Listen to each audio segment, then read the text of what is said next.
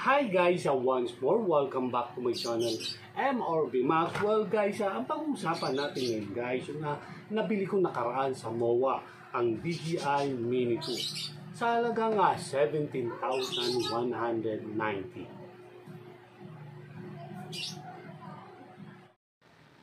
At ang mga kasamang accessories ito guys ay isa na rito ang mga propeller na 2 pares. Sa Lazada guys, makakakita rin ng ganito. Makakakuha nito sa halagang 249 to 322 ang price.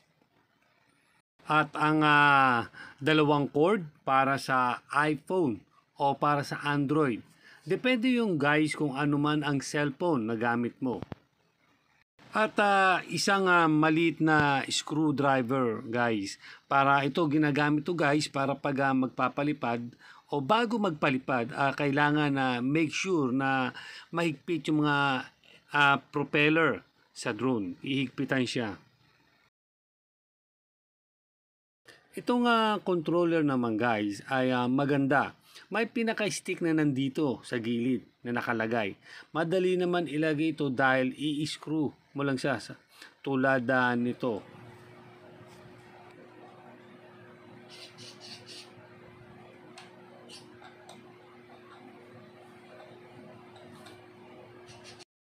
May mabibili din ito sa Lazada guys sa halagang mga 200 something isang pares na yun. Madali naman siyang gamitin para tulad lang sa pangkaraniwang mga controller na ginagamit sa games.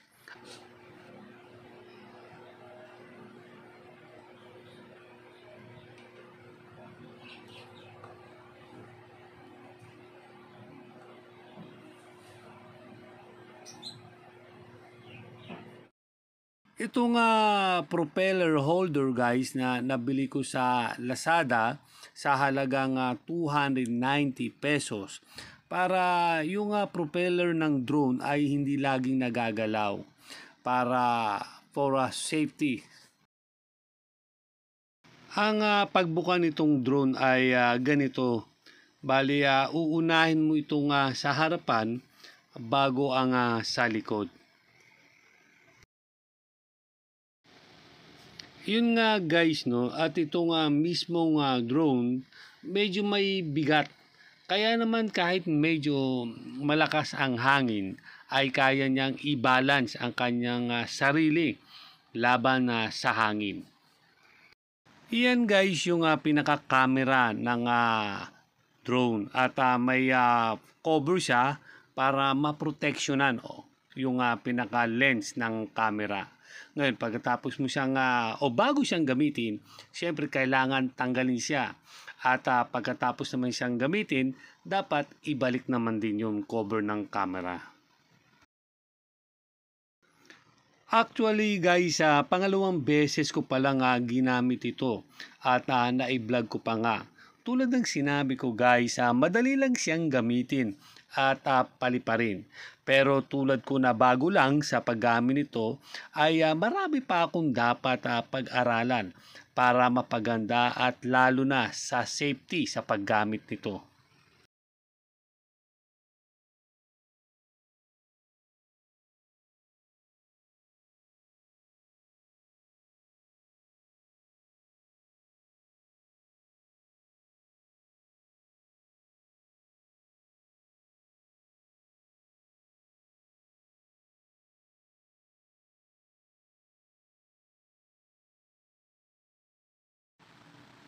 Siya nga pala guys, para sa kaalaman, ang drone ay hindi pwedeng gamitin sa ibang lugar dito sa Manila tulad sa PICC, Luneta, sa BGC at maaaring maging sa ibang lugar dito sa Manila. Kailangan pa daw ito ng permit sa kadahilan ng maaaring gamitin ito sa pang-spy. Pero tiyak sa mga parting probinsya, sa magagandang tanawin doon ay malayang gamitin ito. At guys, ay umorder na rin ako sa Lazada ng hard case sa halagang 859 para doon ko ilagay ang drone. para mas lalo sang safe. Sa totoo lang guys ay may kamahalan talaga ito. Pero masasabi ko na mga sulit at talagang maganda at siguradong matibay dahil nga ito ay branded. Maraming salamat po. God bless.